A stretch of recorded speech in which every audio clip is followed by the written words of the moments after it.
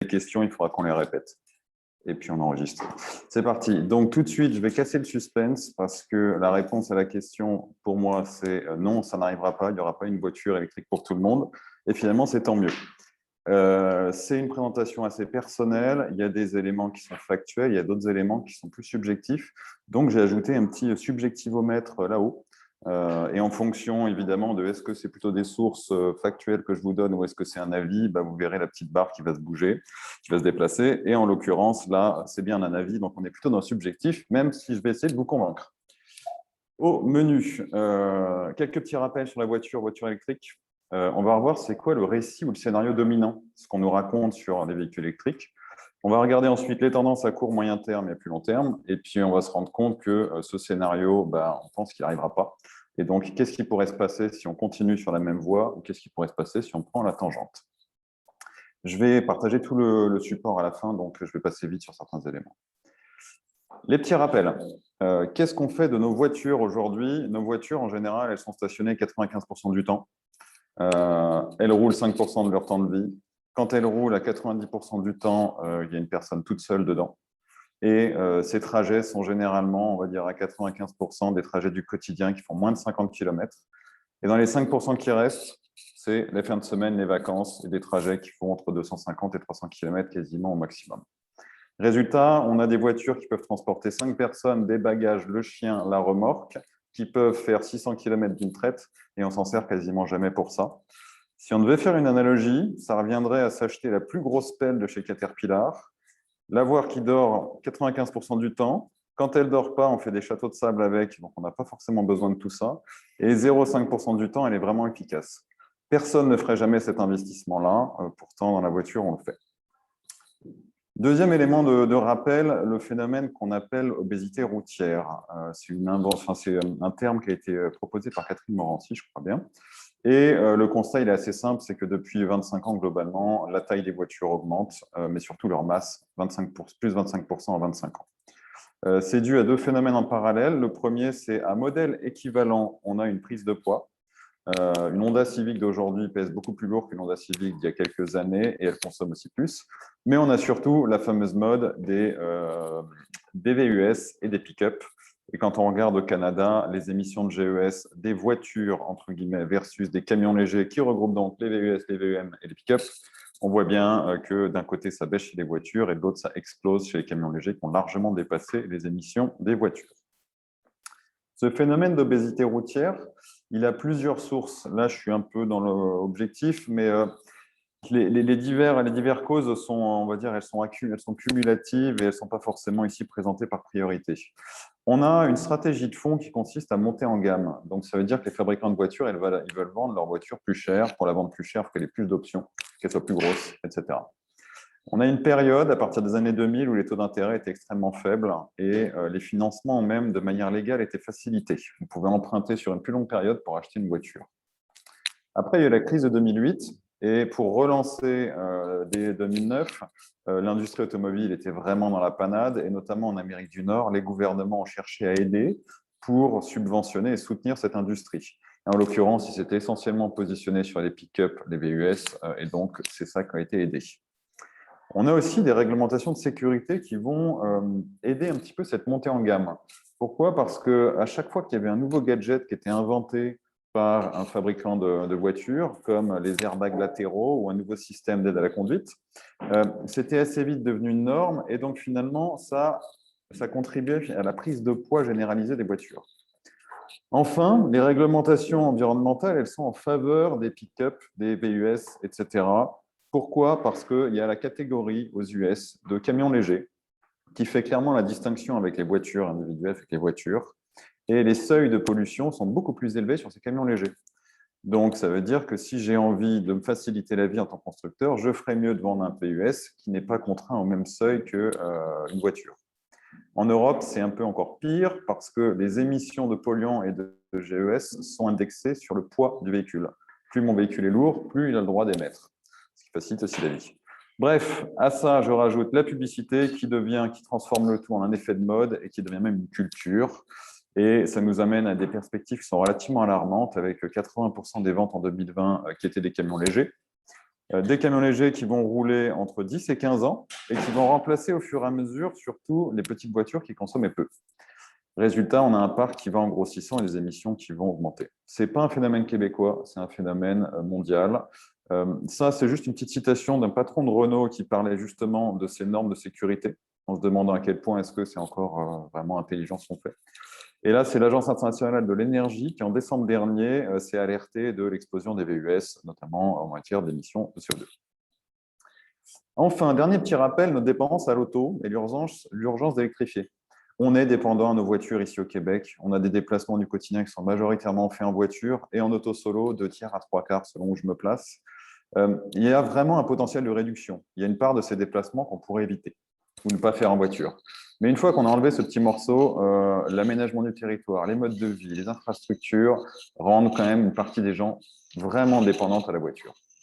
Or, on doit réduire nos émissions de GES rapidement. Et donc, on n'a pas le temps, d'ici là, d'annuler l'étalement urbain, de réinventer la carte scolaire ou l'aménagement du territoire. On n'a pas non plus le temps de déployer des transports collectifs partout. Ce fait qu'on n'a pas franchement le choix, même dans les milieux écolos, entre guillemets, ce qu'on entend tout le temps, c'est la voiture électrique fait partie de la solution. Il va falloir électrifier la voiture individuelle. Donc, notre scénario dominant, c'est un peu celui-là. C'est que pour réussir la transition, il faut électrifier la voiture individuelle. Et dans le scénario dominant, ça commence à basculer un peu de une partie de la solution à quelque chose qui devient quasiment le pilier des stratégies de réduction d'émissions. Notamment dans les pays qui ont de la chance, comme le Québec, la France, Vermont ou l'État de Washington, qui ont de l'électricité qui est décarbonée, le levier des voitures individuelles, c'est quasiment le premier levier. Résultat, ce discours et cette stratégie, elle est accompagnée d'un discours très rassurant, qui est, avec la massification et l'innovation technologique, le prix des batteries et des voitures va baisser, l'autonomie va augmenter. On sait que ce n'est pas toujours très propre à fabriquer, donc on va les fabriquer chez nous. Ça sera encore mieux. Et puis l'enjeu actuel, c'est l'adoption. Et donc les leviers, c'est des subventions à l'achat, des campagnes de promo, de l'installation de bornes partout et des incitatifs comme stationnement avantageux, voies de circulation, zone zéro émission, etc. Finalement, dans le monde entier, tout le monde s'est lancé là-dedans. Et les pays ont commencé à annoncer l'interdiction des ventes de voitures à essence neuves entre 2035 et 2050. Il y en a même qui se sont lâchés et qui ont annoncé en 2030. Avec des objectifs variés, au Canada, la cible, c'est 2,7 millions en 2030 de voitures électriques dans le parc. En Europe, c'est 13 millions en 2025. Dans le monde, c'est 150 millions en 2030. Et puis au Québec, on est à 1,6 million de voitures en 2030 au Québec, ce qui fait quand même 1% du parc mondial. Rien que là, normalement, ça devrait faire tilt, c'est quand même assez ambitieux. 1% du parc mondial de voitures électriques sera au Québec en 2030. Si on regarde maintenant la tendance, la tendance, c'est que depuis 2019, on a un enchaînement de crises. Un enchaînement de crises qui vient inciter finalement ce phénomène des voitures plus grosses et plus chères. On a la crise des microprocesseurs qui est liée notamment à Taïwan, qui a des concurrences d'usage. On a la Covid-19 qui a entraîné plein de fermetures de chaînes de production. Puis on a eu des pénuries en chaîne. Puis on a des crises de conteneurs et des crises logistiques. On a eu un joli petit evergreen dans le canal de Suez au passage. On a la guerre en Ukraine et ses répercussions. On a les nouvelles fermetures à Shanghai. Donc ça, c'était il y a quelques semaines, ça commence à se réouvrir. Et on a une vraie stratégie explicite maintenant des fabricants de voitures qui, dans ce contexte, préfèrent fabriquer des grosses voitures chères plutôt que des petites voitures pas chères. En gros, la limitation de la production, elle oriente les fabricants vers les voitures plus grosses, à plus grosse marge. Et donc, on fabrique de moins en moins de voitures, mais des voitures de plus en plus chères. Pour illustrer tout ça, là, j'ai fait du copier-coller des grands titres d'articles. Toutes les sources, elles sont dans la fin de la présentation. Mais c'est vraiment juste pour vous donner une idée un peu de ce qu'on lit. Là, un petit exemple, c'est chez Volkswagen. En gros, en 2019, ils ont vendu 11 millions de voitures et fait 15 milliards de profits. En 2021, ils ont vendu seulement 9 millions de voitures et ils ont fait 20 milliards de profits. C'est vraiment flagrant. Je vends moins de voitures, mais je fais plus d'argent. Et c'est pareil partout. Montée en gamme, Ford qui abandonne les compacts, la voiture compacte à l'agonie aux États-Unis. Dernier chapitre pour la sous-compacte. Chez GM, les voitures ont été vendues 20% plus chères depuis 2016, quelque chose comme ça. Maintenant, pour illustrer un peu les pénuries et les crises, là, on a vraiment un petit florilège. Ça va de la guerre en Ukraine qui fait des pénuries, les pénuries de microprocesseurs, les pénuries en rafale, le prix des voitures d'occasion qui augmente de 30%, Les autos d'occasion aussi 20%. Et puis là, on a le patron d'Intel qui annonçait il y a quelques semaines que la pénurie des microprocesseurs durerait jusqu'en 2024 peut-être. Répercussions pour la voiture électrique. La voiture électrique, c'est une voiture, donc elle souffre un peu des mêmes causes, mais c'est encore pire pour elle. Pourquoi? Parce qu'elle a 3-4 fois plus d'électronique qu'une voiture essence, elle a 6 fois plus de métaux, et donc elle a aussi des enjeux d'approvisionnement là-dessus. Résultat, les prix sont en nette hausse sur la voiture électrique aussi. Les délais d'attente explosent. Actuellement, c'est 12 à 24 mois pour s'acheter une voiture électrique. Et puis, on a la même stratégie de montée en gamme, avec la concentration sur des voitures à forte valeur ajoutée, et donc raréfaction des petits modèles, moins de Bolt, moins de petits trucs comme ça, avec des petites batteries. On a des batteries plus grosses, et on est en train de passer de l'obésité routière à l'obésité électrique. On passe du mauvais VUS au super VUS électrique vert, zéro émission, propre, etc. Et on essaie de se racheter une conscience avec ça. L'AIE, pareil, s'inquiète déjà de ce phénomène-là et annonçait qu'on est en train de passer de voitures qui avaient des batteries de 50 kWh en moyenne à des voitures tout de suite, là, les VUS qui ont 70 kWh en moyenne. On va regarder ce que ça... Voilà. Ça, c'est un peu les images qui étaient suite au salon de l'auto électrique, donc il y a quelques semaines, mois à Montréal, avec super, un premier VUS électrique fabriqué au Canada. On voit un peu la tête des voitures et le clou du spectacle, c'était quand même le Hummer électrique avec 200 kWh de batterie et une autonomie de moins de 500 km. 200 kWh, c'est quand même 10 fois plus que les premières Bolt qui avaient des batteries de 20 kWh. Quelques petites références aussi, avec ici, Volkswagen n'a plus de voiture électrique à vendre pour cette année, encore des hausses de prix chez Tesla, et la plus drôle, c'était le salon du véhicule indisponible, en référence au salon de la voiture électrique. Au regard des prix qui montent, les subventions gouvernementales augmentent leur palier aussi.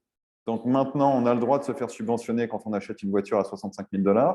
Là-dessus, les fabricants, généralement, ils ajoutent des prix de transport, ils ajoutent des prix de préparation, pour que ça soit toujours légalement en dessous du seuil.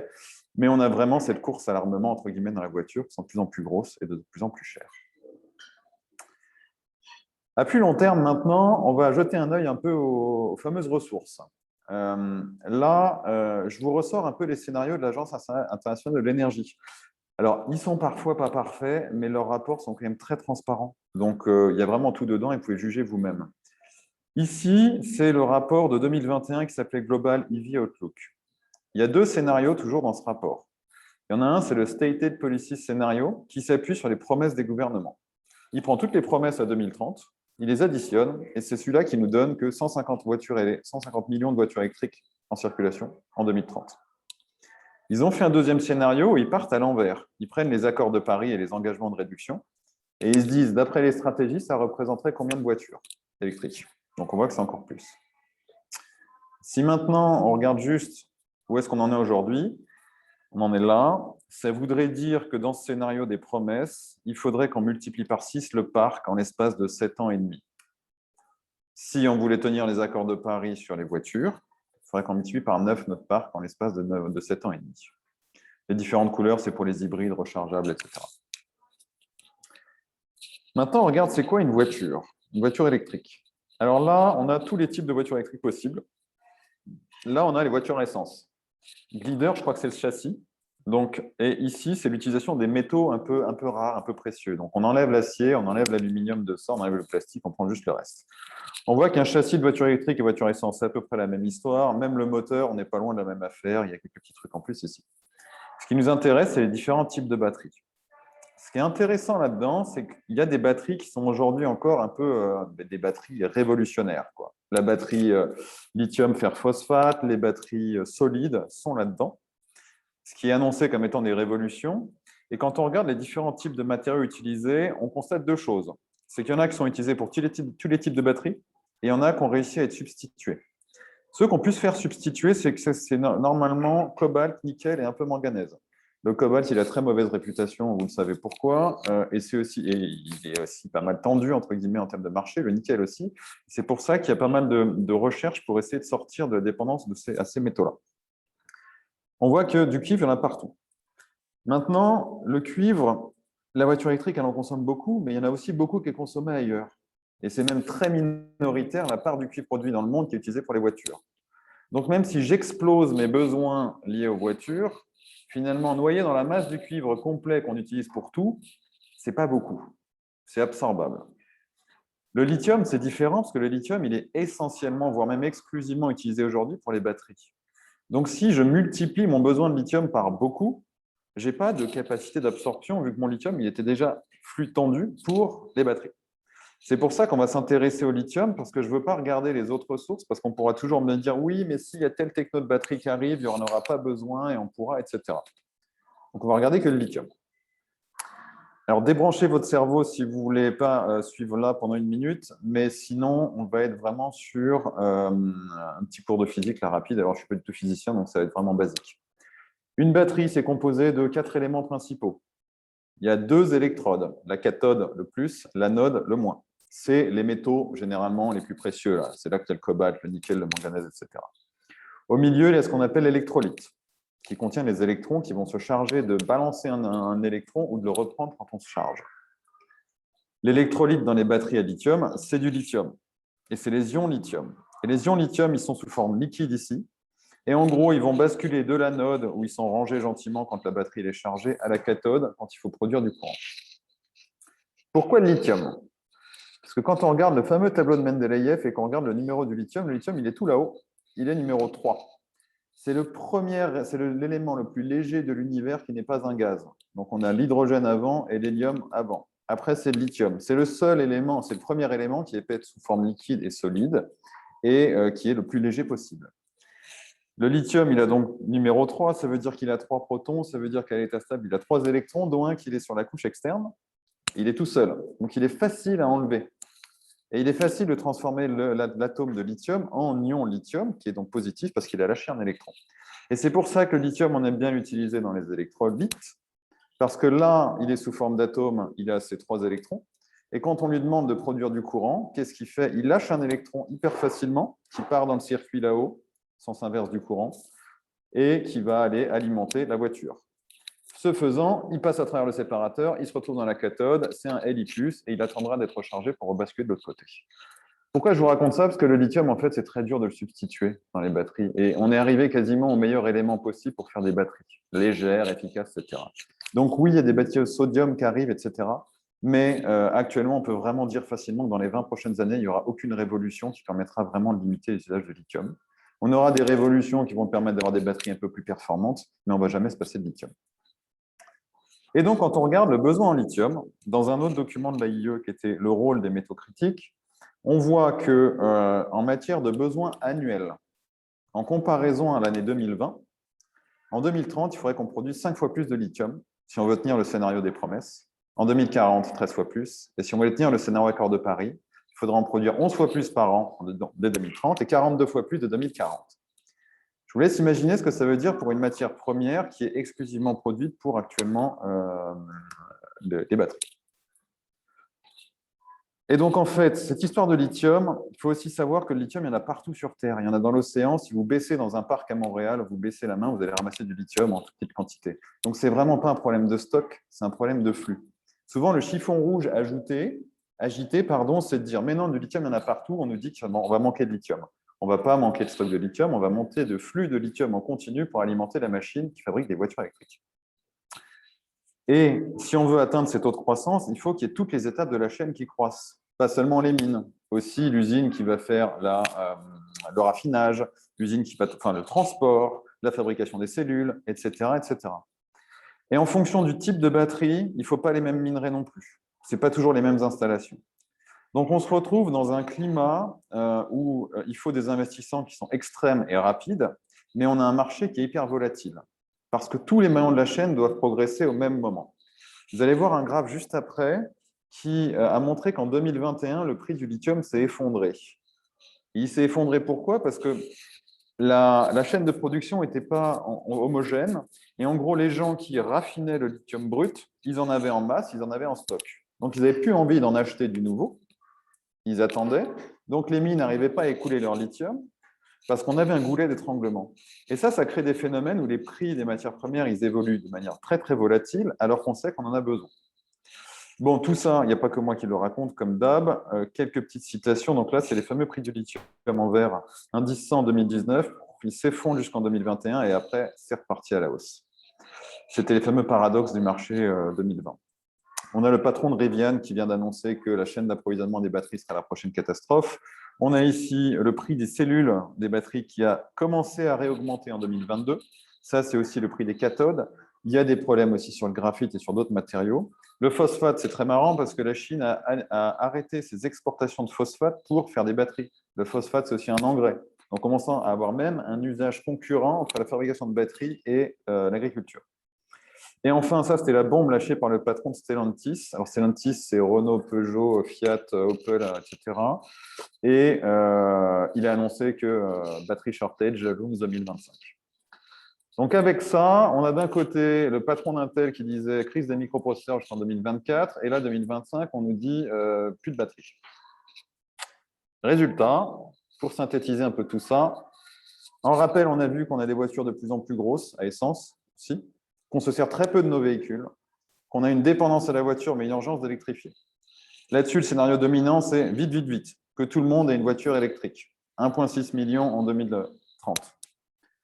Là-dessus, on a vu qu'on a des crises en cascade, à court terme, actuelles, qui ont des effets de pénurie, de délai d'approvisionnement, de hausse de prix, et on a des enjeux de ressources à long terme. Moi, j'en arrive à la conclusion que ce n'est pas crédible 1,6 million en 2030, et que les voitures qui seront en vente en 2030, elles seront énormes, elles seront rares, elles seront très chères. Et que dans ce contexte-là, on n'est même pas sûr que ça réduise les émissions. Est-ce que j'ai le temps de vous raconter ça? Oui.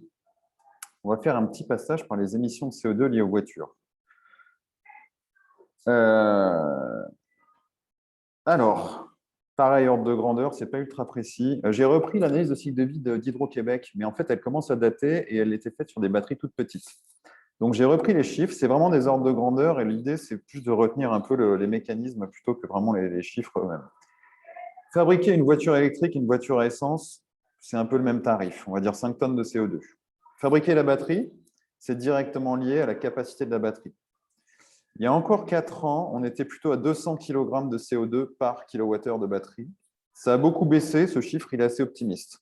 Il intègre des usines qui sont encore en cours de fabrication et qui commencent à un peu moyenner des mauvaises émissions de CO2 liées à la Chine notamment, qui fabrique toutes les batteries avec de l'énergie au charbon. Bref, si je prends une petite batterie de 60 kWh et que je multiplie par 110 kg de CO2 par kWh, j'arrive à 7 tonnes. Le recyclage, la fin de vie. On a mis un petit tarif de 500 kg de CO2 pour la fin de vie de la voiture électrique ou thermique et on a encore un 15 kg pour la batterie. Ce n'est pas tant que ça. Ça dépend évidemment, est-ce que je fais un usage de ma batterie différent et à qui est-ce que j'impute finalement le recyclage de fin de vie, mais on va dire là qu'on le met pour la voiture. Pour l'utilisation, on va prendre une hypothèse qui est de 2 tonnes pour 10 000 km pour la voiture thermique. Ça revient à 8 litres d'essence pour 100 km. Ça me semble à peu près honnête. Pour la voiture électrique, on se dit qu'elle consomme 20 kWh pour 100 km et qu'on émet 40 kg de CO2, 20 grammes de CO2 par kWh au Québec, ce qui est vraiment, on a de la chance, on va se le dire. On arrive donc à fabrication totale voiture électrique 13 tonnes, la voiture thermique 5,5, 13,5. L'utilisation, voilà. Là, on se rend compte qu'il n'y a pas photo. Une voiture électrique, ça émet beaucoup moins d'émissions de CO2 à l'usage. En plus, grâce à la comptabilité nationale des émissions de CO2. Ça ne nous concerne pas. On le laisse au pays qui l'a produit. Nous, ce qui nous intéresse, c'est ça. Bon, après, le CO2, il n'a pas de frontières. Donc, on va plutôt s'intéresser qu'à un bilan total. Et le bilan total, si on regarde ça, on commence à comprendre qu'une voiture électrique, c'est un investissement en carbone. Une voiture électrique, c'est quelque chose où je vais dépenser beaucoup de CO2 en amont et espérer me refaire, entre guillemets, après et rentabiliser mon investissement. Le corollaire de ça, c'est qu'une bonne voiture électrique et surtout une bonne grosse batterie, elle est seulement bonne si elle remplace beaucoup de kilomètres thermiques. Fabriquer une voiture électrique, ça ne réduit pas les émissions de GES. Remplacer des kilomètres qu'on aurait fait en voiture à essence, oui, ça permet d'économiser des émissions de GES. Résultat, quand on compare un peu les fameuses courbes, on a la voiture électrique ici en bleu, la voiture thermique ici. On se dit qu'on fait 16 000 km par an, moyenne. Et donc, oui, au début, ma voiture électrique a émis plus de GES que ma voiture thermique, mais assez vite, si je fais rouler les deux en parallèle, je me rends compte que ma voiture électrique, elle bat ma voiture thermique. 3 ans, je suis assez ambitieux, mais ce n'est pas grave, c'est juste pour l'idée. Si par contre, je prends une plus grosse batterie, 100 kWh, et que je roule beaucoup moins par an, je vais mettre plus de temps à compenser. Là, j'arrive très vite à 7,8. Je vous montre ça uniquement pour vous montrer à quel point le facteur émission à la fabrication et à la batterie et le facteur à quel point est-ce que je me sers de mon véhicule, il est important. Quand vous vous souvenez de la première diapo qui était nos voitures, elles restent 95% du temps arrêtées, commencez à comprendre un peu le message qui est qu'une voiture électrique qui est arrêtée, c'est vraiment pas une bonne idée. Une voiture électrique à laquelle on fait une campagne de communication, roulez moins, prenez votre vélo, etc., en fait, c'est un peu contre-productif parce que la voiture électrique, on voudrait qu'elle remplace vite beaucoup de kilomètres.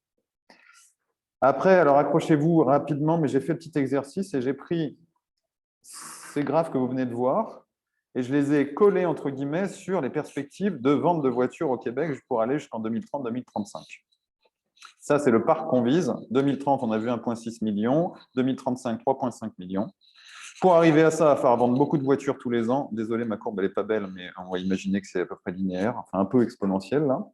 Et ça, c'est les ventes annuelles. Et donc, ça veut dire que quand je vends une voiture en 2025, une voiture électrique, qu'elle arrive sur le marché, elle arrive avec une dette en carbone. Ensuite, les années suivantes, elle va rouler et elle va commencer à compenser sa dette. Mais étant donné que j'achète beaucoup de voitures tous les ans et j'en achète beaucoup plus, finalement, je creuse ma dette. Et donc, quand on additionne tout ça, on arrive à des courbes où si on compare un parc virtuel qui se lancerait en 2022 et un parc à essence, si je cumule les émissions de fabrication et d'utilisation, je vois en fait que la voiture électrique, elle commence un peu à émettre moins que la voiture à essence en 2027. Et ça encore, c'est des hypothèses avec des petites batteries et des voitures qui roulent beaucoup. Si maintenant je fais le même exercice avec des grosses batteries et des voitures qui roulent peu et qui remplacent des petites voitures à essence, je me rends compte qu'en fait, mon bilan d'émissions de CO2 sur l'empreinte, il est seulement meilleur pour la voiture électrique passé 2035. En fait, c'est un peu comme si vous étiez dans une start-up qui a besoin d'emprunter beaucoup à la banque tous les ans, de plus en plus, parce qu'elle croît énormément. Et même si elle est rentable, elle a besoin de tellement investir qu'elle est en dette continue. Et elle va finalement sortir la tête de l'eau seulement 10 ou 15 ans, une fois qu'elle aura atteint sa pleine capacité. Moi, je m'interroge là-dessus. Pourquoi? Parce qu'il faut qu'on réduise les émissions de CO2 tout de suite. Et qu'avec une stratégie qui consiste à mettre sur la route des voitures individuelles électriques avec une grosse empreinte CO2 à la fabrication, je reporte mon gain de CO2 à plus tard. Donc, on peut quand même se questionner là-dessus. Alors, vous n'avez pas vu le subjectivomètre, il était dans le orange là, ok, parce que c'est un avis un peu personnel et que c'est une vision un peu idéaliste de si on avait le choix. Allez, on se projette dans l'avenir. On a 10 minutes, c'est ça, Pascal? Allez, 13. On y va. On part de tout ça et maintenant on se fait plaisir et on se raconte des histoires. On a vu que les voitures à essence sont de plus en plus grosses, de plus en plus rares, c'est compliqué. Les voitures électriques, il n'y en aura pas pour tout le monde. Qu'est-ce que ça va donner? Premier scénario, on l'a appelé, on continue dans la lancée. On fait des mesures gouvernementales qui veulent mettre la pression sur les fabricants. Okay, donc on va mettre la pression sur les fabricants, ça devrait permettre d'avoir des voitures adaptées. De l'autre côté, on investit 1 milliard de dollars pour l'environnement parce qu'on veut aider les gens à acheter des grosses voitures électriques. Ok, je suis un peu sarcastique. Premier scénario, alors là, on se raconte des histoires, on est dans subjectif. 2025-2030. Les émissions de GES des voitures ont continué à augmenter. Pourquoi? Parce que les VUS ont tellement explosé et émettent tellement que même l'électrification n'a pas permis de compenser. Donc, on a nos émissions de CO2 qui continuent à augmenter au Québec. Toutes les voitures à essence qui sont en vente aujourd'hui, c'est des VUS. Il n'y a plus de petites citadines. Les mesures gouvernementales de crédit à la fabrication, elles sont contre-productives. Parce qu'on est en train de dire aux fabricants que si tu veux vendre une voiture à essence, tu dois vendre une voiture électrique. Eux, ils vont se dire, si je peux seulement vendre une voiture à essence, autant que je la vende hyper cher. Donc, ils vont vendre des grosses voitures à essence. Les voitures électriques, elles ont aussi suivi cette tendance. C'est de plus en plus du haut de gamme, du VUS, des tailles de batterie maintenant qui sont à 100-120 kWh. Les clients réclament de l'autonomie, donc c'est normal. Le prix des voitures électriques a augmenté, le prix des modèles entrée de gamme a augmenté encore plus. Faute de planification globale, le prix des minerais est hyper volatile et on a des conflits d'usage, des problématiques environnementales. L'industrie met du temps à répondre à la demande. Les gouvernements, ils essaient de financer la fabrication locale de voitures électriques. Les subventions à l'achat sont maintenues et les seuils sont relevés au fur et à mesure. Malgré cela, à cause de la remontée des taux d'intérêt, ça devient impossible de s'acheter une voiture électrique neuve quand on est une classe moyenne. Le marché de l'occasion est florissant et même lui devient cher. L'âge moyen du parc, il augmente.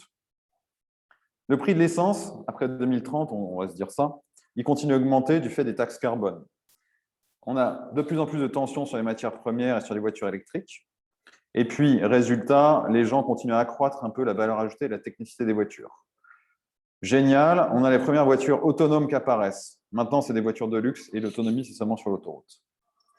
Les taux d'émission, les émissions de CO2 ne baissent pas. Donc, les villes, elles se mettent à lancer des zones réservées aux voitures électriques, des zones zéro émission. L'interdiction de vente de voitures à essence, elle est maintenue pour 2035. Finalement, la voiture, ça devient un produit de luxe. Et les seules voitures qui sont en vente, qui sont neuves, qu'on peut acheter, c'est des gros monstres électriques. On voit donc des inégalités dans la mobilité qui explosent. Se déplacer, c'est réservé aux riches. Il y a des endroits où on ne peut même plus aller en ville parce qu'on n'a pas de voiture électrique. Et pour en avoir une, il faut pouvoir s'en acheter une. Le comportement vertueux qui consiste à rouler en électrique, il devient réservé à l'élite. À contre-courant, on a des petits pays émergents qui se mettent à faire des petites voitures électriques, urbaines, avec des petites autonomies, des voitures de 50 km d'autonomie ou de 100 km, qui sont low-tech, qui sont légères et sobres. Elles consomment 5 fois moins de matières premières qu'un VUS made in Canada ou made in USA.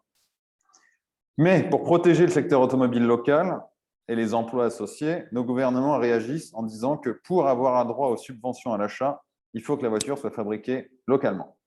Ça, ce n'est pas de la science-fiction, c'était déjà évoqué par Joe Biden il y a quelques mois, de dire qu'il fallait conditionner la subvention à une fabrication locale. Voilà, c'est un peu un scénario catastrophe où on voit que les inégalités de mobilité, elles exacerbent les inégalités sociales et économiques. La transition écologique a été déjà mal embarquée et elle est pointée du doigt. C'est à cause d'elle que les gens peuvent plus se déplacer. On a une hausse des discours un peu complotistes, démagos, ce que vous voulez. Et les émissions issues du trafic peinent à descendre du fait de l'inertie du parc, de la faible pénétration de l'électrique et de la stratégie unique qui était basée sur la voiture électrique individuelle. Bon, maintenant, on va se faire une autre version. Plus sympa, on prend la tangente. Donc, pour lutter contre la tendance à l'obésité routière, on a mis en place des bonus-malus sur le poids des véhicules et aussi appliqués aux véhicules électriques. Alors, c'est des bonus-malus surtout sur les vignettes de stationnement. Ça permet quoi? Ça permet de connaître la personne. Donc, même d'envisager une tarification sociale différenciée et que le gars de Renault qui a son pick-up, on ne va pas lui faire payer une taxe de plus s'il en a vraiment besoin. Face au délai de livraison, à l'échec de la stratégie voiture électrique pour tous, les paliers provinciaux et gouvernementaux, ils mettent le paquet sur l'autopartage et le covoiturage. En ville, c'est l'autopartage, avec des mesures de facilitation. Stationnement, déneigement, des bornes de recharge, une fiscalité qui vient aider les opérateurs. Les opérateurs, ils sont différenciés. On a un opérateur pour le quotidien, un opérateur qui fait de l'autopartage pour partir en vacances et un autre même pour des camionnettes. L'autopartage entre citoyens, il se développe à l'échelle des quartiers, à l'échelle des blocs, des ruelles, et même l'achat en groupe. En région, c'est le covoiturage qui explose. On a mis en place des plateformes qui permettent en fait de l'échange de capacités. Autrement dit, faire en sorte que, quel que soit votre appli de covoiturage, vous ne retrouviez jamais le bec dans l'eau sans avoir quelqu'un pour vous aider. C'est le gouvernement qui assure une bonne interconnexion et le cas échéant qui vous propose même un taxi entre guillemets. On veut faciliter l'usage.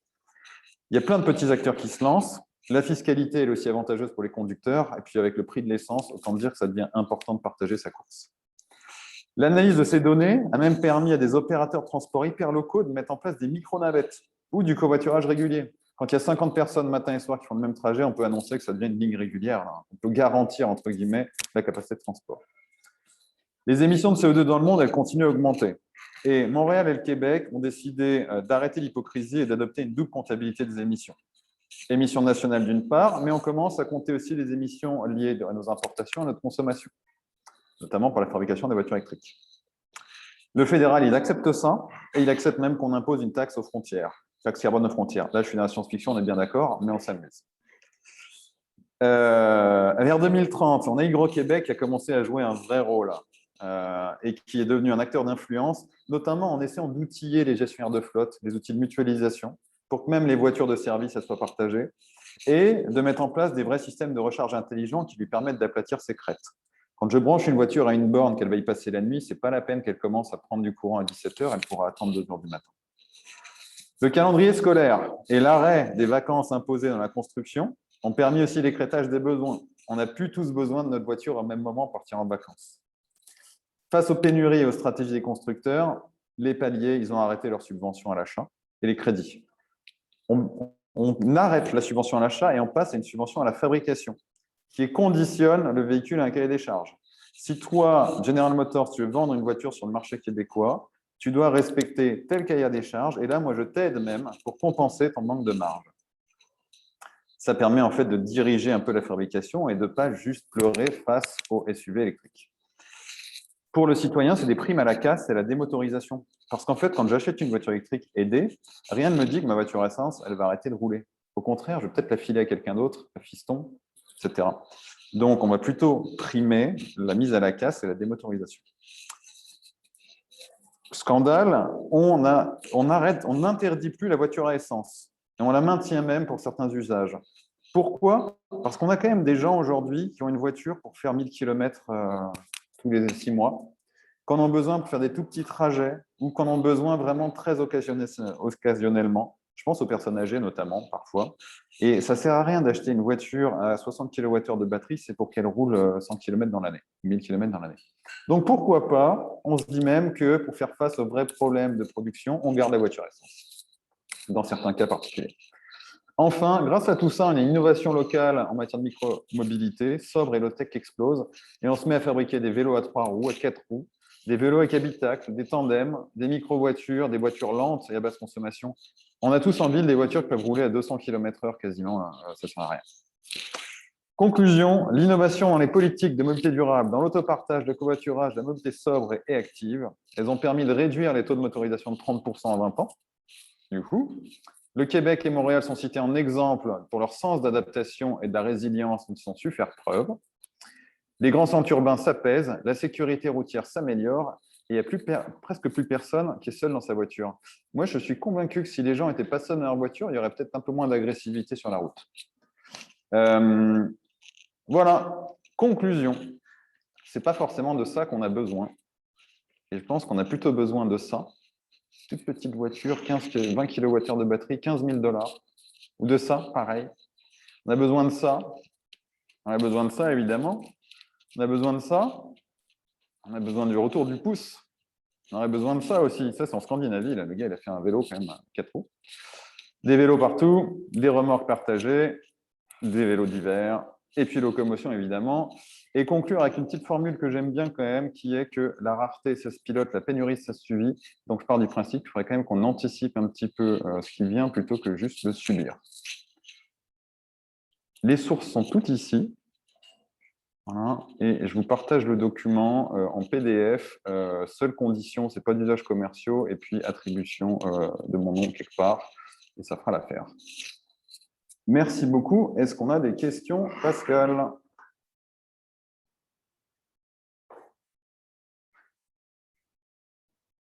Alors, vas-y, ouais. Merci beaucoup, Michael. On a une question dans la salle, donc je vais la laisser poser. Moi, j'ai une question, c'est comment on fait pour faire le scénario 2? Tiens, coupe le micro là-bas. Ouais. Non, ben, j'en sais rien, je suis Maurice, pas de question. Je pense, oui, informer les gens, comprendre ça, militer et surtout essayer de travailler sur les alternatives, quoi. Pousser les alternatives, pousser le vélo, pousser le transport collectif, pousser l'autopartage. Je pense que tout ça, c'est important. Et je pense que c'est important que oui, mais on commence à le voir. Hein. Le Benoît Charette, que je montrais souvent, pas notre ministre de l'Environnement. Benoît Charette, le journaliste qui a son magazine, je crois que c'est AutoWeb ou je ne sais pas quoi, c'est hyper intéressant ce qu'il raconte. J'ai dû me plonger dans un univers que je ne connaissais pas du tout. Et c'est le premier aussi à dire que les petites voitures sobres seraient bien plus pertinentes que les gros chars électriques. Donc, on commence même à voir dans le monde de la voiture des gens qui réagissent et qui alertent. Je pense que ça va être un bon signal aussi. Mais le but du jeu, pour moi, ce serait que toute voiture électrique qui sorte soit partagée. Et ça, déjà, ça serait bien. Avec cette philosophie d'une bonne voiture électrique, c'est une voiture qui roule.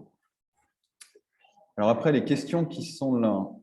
Benoît, le parc total est combien au Canada? Je suis désolé, je n'ai pas l'info. Je pense qu'elle peut se retrouver hyper vite. Au Québec, on a passé 120 000 voitures électriques sur la route là, dernièrement. Au Canada, je dirais entre 200 et 300 000 à la louche. À vérifier. Stéphane, bonjour. En écoutant les capsules de la circulation à la radio le matin, nous semblons aller vers des congestions de plus en plus importantes dans la région montréalaise, venant principalement des couronnes nord, couronnes sud.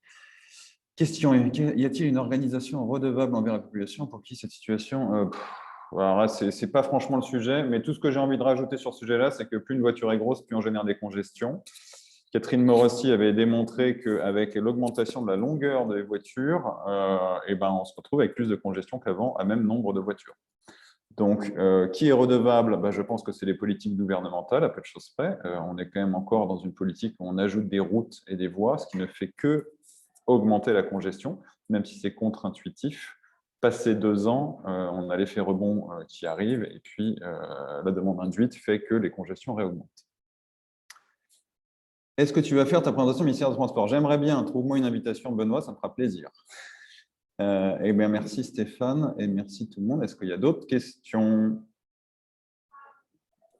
Et sinon, on aura même fini en avance. Ça serait fou. Oui, Benoît, main levée. J'ai perdu ma question, mince. Dommage. Désolé. Benoît a dit qu'il a perdu sa question.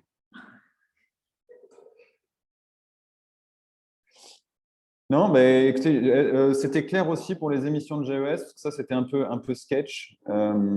Parfait. Eh bien, écoutez, il n'y a plus qu'à vous souhaiter une bonne journée. Pascal, dernière question. J'ai retrouvé ma question. Il a retrouvé sa question. Benoît. On entend parler d'éco-fiscalité de temps en temps.